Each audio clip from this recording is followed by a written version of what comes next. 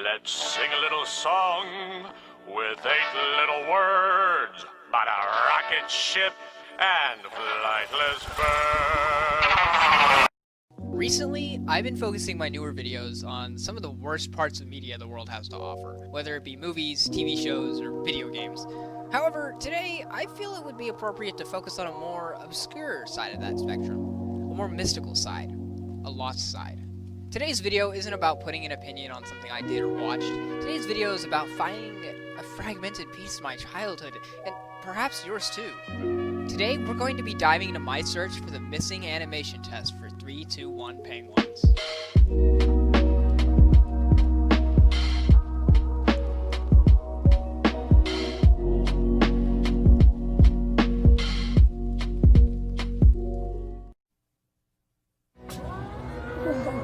Jason T. Conrad just made a brilliant discovery. We need your help. A mysterious spaceship and his new penguin pals. What does he do?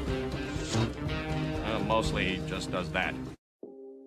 So, what exactly is this show, and why am I focusing all of my energy on it? 321 Penguins was a CGI animated religious kids show. It revolved around two kids, Jason and Michelle Conrad, going on space adventures with their toy penguins and learning lessons about the Bible. As exotic as that sounds, this show was actually quite popular when I was a wee lad.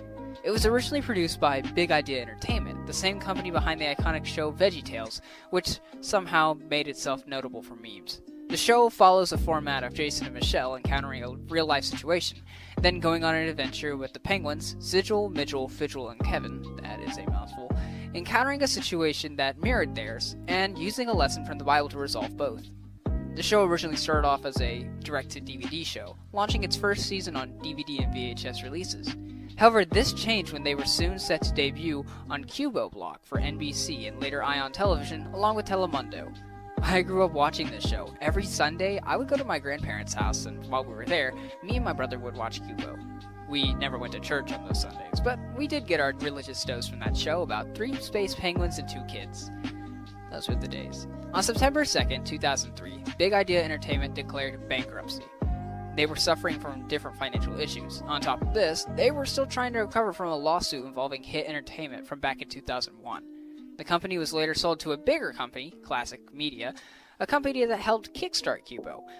However, things would change further when Classic Media was bought out by DreamWorks. Yeah, the people who made Shrek. On June 30th, 2012, NBC dropped their Cubo block, as did Telemundo. This left Ion Television to take control over it and host Cubo. Cubo is still running on basic cable TV to this day, and occasionally I'll flip it on and watch it just to see what kind of shows run on it today.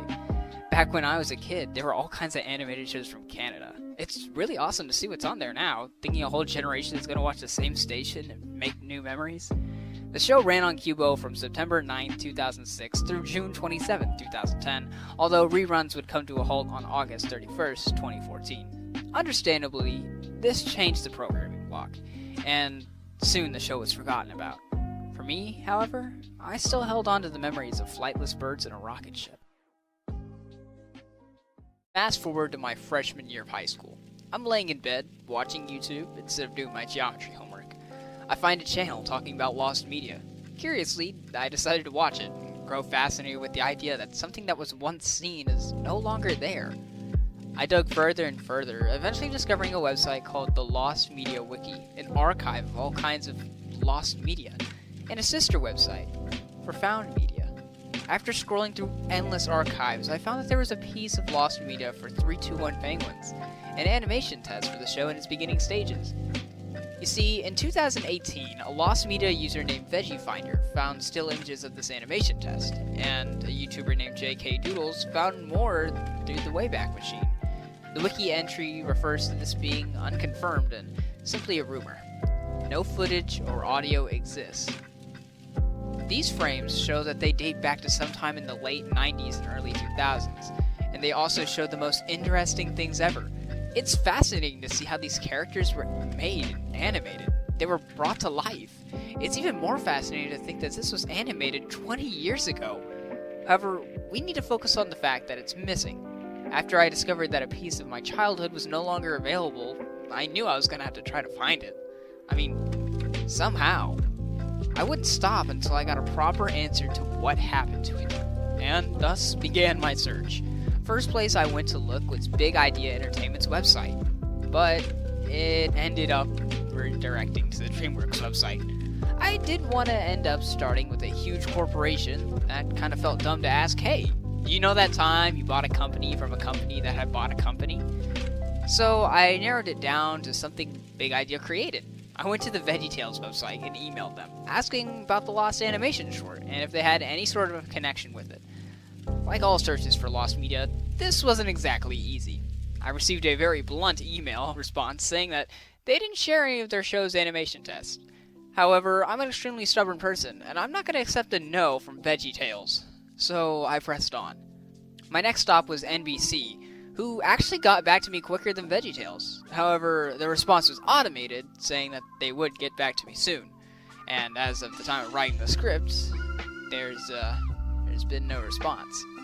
I went back to the Lost Media Wiki and jumped through the comments and suddenly realized that I would have to find an animator or somebody in charge who worked on the show in order to find some sort of connection. After browsing Wikipedia articles about the show and its crew for about 15 minutes, I found someone named Mike Naraki, the co-creator of VeggieTales and the voice of Larry the Cucumber. I immediately looked for a way to reach out and ended up messaging him on Instagram, yet never received a reply. By this point, I actually felt like I was hitting a roadblock. I had contacted companies that had worked on the show, and a staff member who provided their services as well. Then it hit me. The show started as a direct-to-DVD show. Therefore, no network would know of its existence. Only the creators would. I would have to keep looking for a way to contact someone on board. There had to be someone I could reach out to who worked on the show since the beginning, and I needed to contact them. And I set out to find the producer of the show, Jeff Parker. This actually seemed to be really, really hard because the guy was impossible to find. Every search in trying to find him yields somebody different with a completely opposite profession. So I completely hit a roadblock. I went back to the Lost Media Wiki to look at any comments on the archive, yet no new ones had been posted in a very long time. I kept reading and found out about someone who could help. Someone who could actually be reached, and that person was Keith Lango.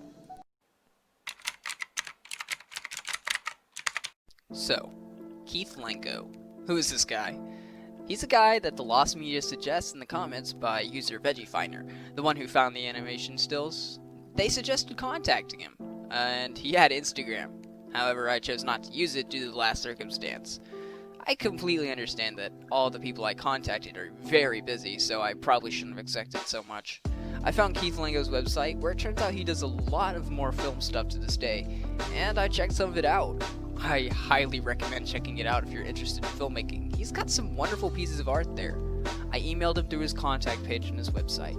The next day, I was doing online classes in the middle of US history. I got a notification saying that someone had emailed me. Obviously wondering why anyone emails me anymore, I opened it up and was elated to find that Keith Lango had replied to my email with the following response. Hey Tyler, thanks for reaching out.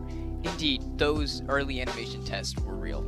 Each of the thumbnails are from different tests, so there's not one big master test animation, but a collection of smaller, quick tests. But I would have no idea where you can find them now. I know I don't have copies, and when the Chicago iteration of Big Idea went bankrupt, a lot of the stuff might have gotten lost in some obscure backup data tape somewhere in a box. Fun memories. The little thumbnail in the upper right of the page with Zigil standing in the spotlight scratching his head, I animated that and did the voice for it as well. For the show, they decided to use a different voice actor, but early in, I was running for that role. Anyhow, I know this isn't exactly what you're looking for, but I hope it helped some. Obviously, this was the biggest lead I could have ever gotten on this case.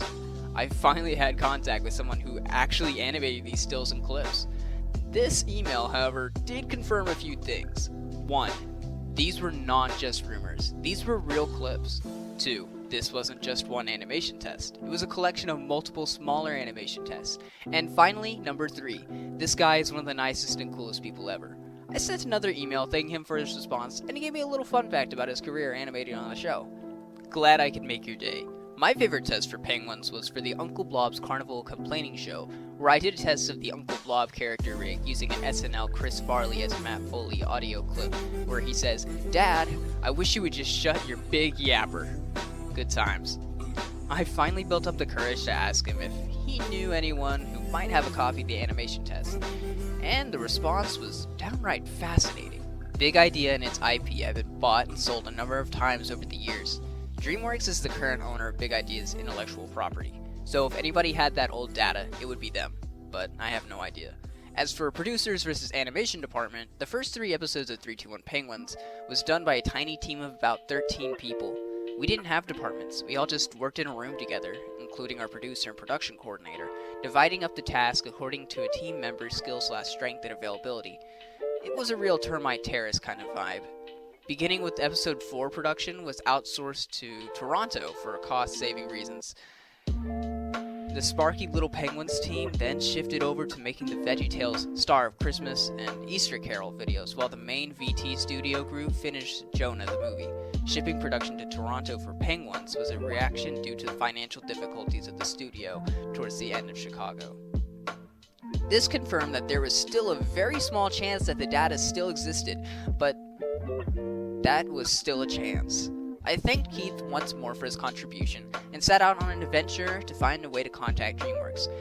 This was actually surprisingly hard. It took me a couple of hours just to find a way to properly contact them. I found some sort of emailed them, and then realized, holy crap, I don't think that was them. So then I looked for a phone number. Once I found one, I reverse searched it, which led me to a page that allowed me to contact them. I then dropped an email and waited for a response. Of course, you can't really expect a big company like DreamWorks to respond, so I kept my hopes pretty low. It's been a week since I last added to the script because I've been documenting things as I go. I finally decided that waiting on an email from DreamWorks was going to take a lot longer than expected, so I took the matter into my own hands. I know this was kind of rude, but I mean the anticipation of this hunt, it's been so much fun, and I couldn't wait any longer. I looked up how to contact DreamWorks again with hope of finding a better way to contact them. Long story short, after searching forever, I was able to find that phone number from before, and I ended up calling it. A very nice receptionist lady picked it up and redirected me to DreamWorks Animation, who thought I was trying to call to land a job. I asked them if either the animators or the company had any archives from past DreamWorks products, and they gave me the answer. They didn't know. It turns out that it was more of a security thing than an animation thing, considering that it was old data that the company owned. And since I don't have any security clearance whatsoever, there was no way I could get access to them. And that concluded my search. Although I have to say I did indeed make progress on this lost media more than I had expected. This piece of media went from being unconfirmed to being lost, and is no longer known as a single animation test, but rather a collection of shorts. I know that I didn't find the media itself, but I did find out a lot of useful information that could help other people find it. So if you're interested in finding this piece of media, go for it! Before I end this video, I want to give a big thank you to the people at the Lost Media Wiki and everyone on their Discord, as well as another big thank you to Keith Lango, who made my life 20 times more easier during the search. If you guys are interested in seeing more Lost Media content, please let me know in the comments below. I actually really enjoyed making this video, and if you enjoyed it too, please leave a like and subscribe. It's free.